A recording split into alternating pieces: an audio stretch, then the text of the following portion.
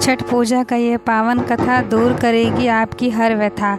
प्रियवंद और मालिनी की कहानी। पुराणों के अनुसार राज प्रियवंद नामक राजा हुआ करते थे जिनकी कोई संतान नहीं थी। तब महर्षि कश्यप ने पुत्र प्राप्ति के लिए राजा के यहाँ यज्ञ का आयोजन किया। महर्षि ने यज्ञ आहुति के लिए बनाई गई खीर को प्रियवंद की पत्नी मालिनी को खाने के लिए कहा।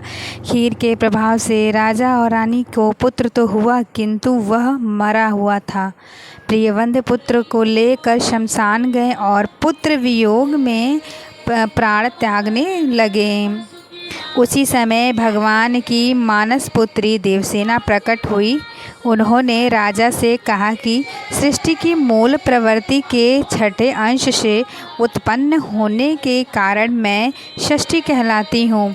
माता ने राजा को अपने पूजन का आदेश दिया और दूसरों को भी यह पूजन करने के लिए प्रेरित करने को कहा। उसके बाद से राजा ने पुत्र इच्छा से देवी षष्ठी का व्रत किया और उन्हें शीघ्र ही पुत्र रत्न की प्राप्ति हुई। जिस दिन राजा ने यह व्रत किया था उस दिन कार्तिक शुक्ल पश्चिमी तिथि थी। तभी से छठ मैया के पूजने जाने की परंपरा आरंभ हुई।